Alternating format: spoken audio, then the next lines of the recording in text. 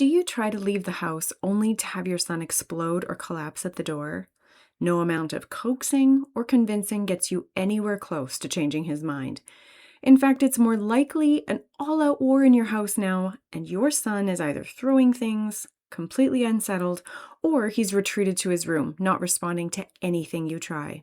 Either way, you are now stuck at home. And what makes this even more heartbreaking is that this often happens before something fun. The trip, the park, the museum, the family outing he was excited about all week.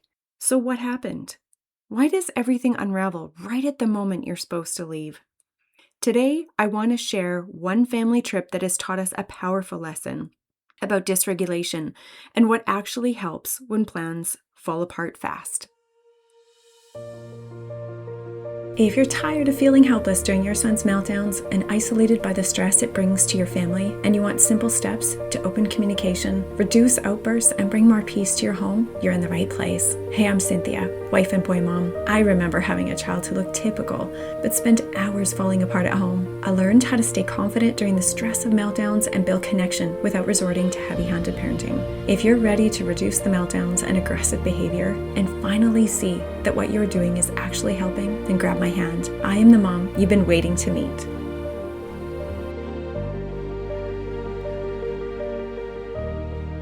You're sitting there, or maybe you've crawled back into bed and pulled the blankets over your head, feeling like you want to give up.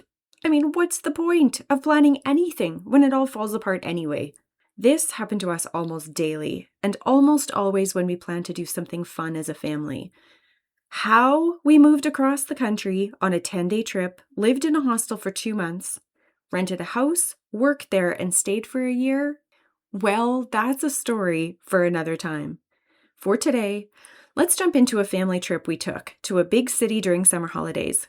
Just before we do that, if you're listening to this and thinking, I need some support, but I don't even know where to begin anymore, I want you to know you don't have to carry this alone. I have a few spaces opening up for meltdown support, one-on-one sessions with me for moms who are overwhelmed by aggressive meltdowns, shutdowns, sensory struggles, and the constant emotional weight of it all. Together, we'll slow things down, make sense of what's happening underneath the behaviors, and help you feel more calm and less overwhelmed by the daily outbursts. You can email me at info@cynthiafair.com to join the waitlist today. We traveled with family who had boys our son's ages, and our itinerary included a motel with a small swimming pool, restaurants and shopping within walking distance, and a full afternoon at a museum filled with historic sights and details, little tourist shops, a full-size train, a steamboat, and an old-fashioned amusement park with rides. For weeks beforehand, we brought out the city map, talked through where we would stay, what we would do each day, and where we would eat and shop, and how long it would take to get there. We even had a colorful map of the park where we were going to explore, and we spent hours tracing our fingers over places of interests like the vintage Ferris wheel and candy store. But the train was the star attraction. We all wanted to ride it, especially my son. We each shared what we were most excited to see, do, and eat.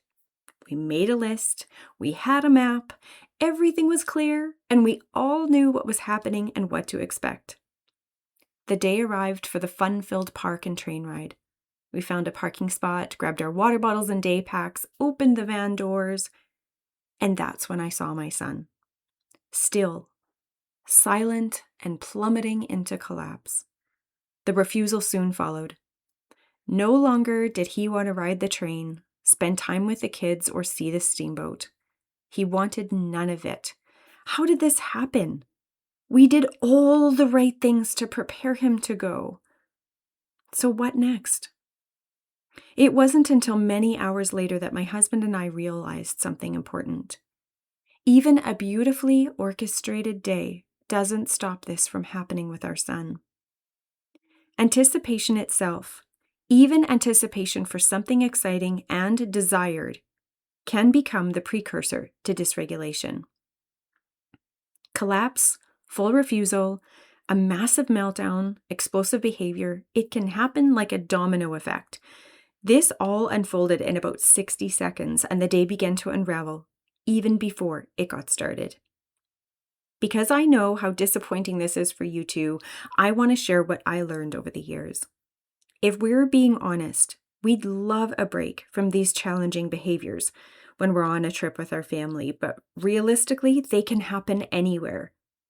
So what can we do to ease the frustration and escalation? Firstly, plan ahead for one parent to sit out. When you know this in advance, you can take a deep breath as you see your son unable to move forward with the event or outing. Give your spouse a quick high five, knowing they'll bring food and water and trade places with you at a pre-decided time. This helps you stay calmer and more grounded while you help your son through the difficult moment. The weight of it doesn't feel quite as heavy because you already expected it. Secondly, prepare for the worst case scenario. This isn't about adding dread or defeat. It's actually the opposite. Have a plan B ready in case you need to go back to the hotel or even back home. It may not happen, and of course we hope it doesn't, but sometimes taking a break in a place that feels familiar, safe, and quiet is exactly what your son's nervous system needs.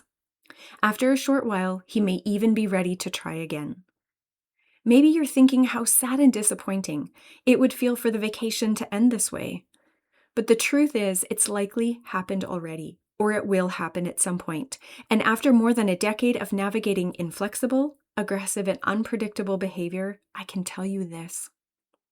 Knowing you have a plan for when things fall apart actually gives you strength to get through it.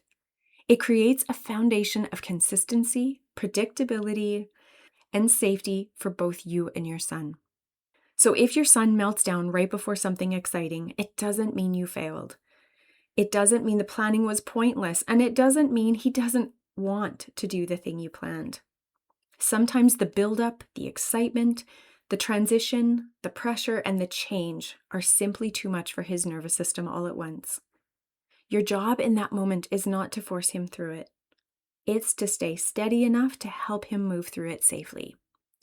And the more prepared you are for the possibility of dysregulation, the less powerless and blindsided you'll feel when it happens.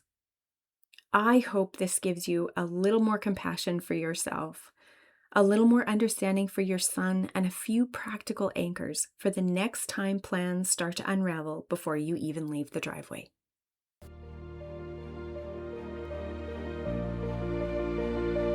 Hey Mama, I hope you enjoyed today's episode. If so, would you take 30 seconds and share it with a friend who may be on an uphill battle with her son's unique challenges? Also, please leave a quick review for the show on Apple Podcasts. It lights me up to know this podcast is helping you. All right, time to breathe and know that you have everything inside of you to courageously raise your brilliant son. I'll meet you back next week for another episode. Bye.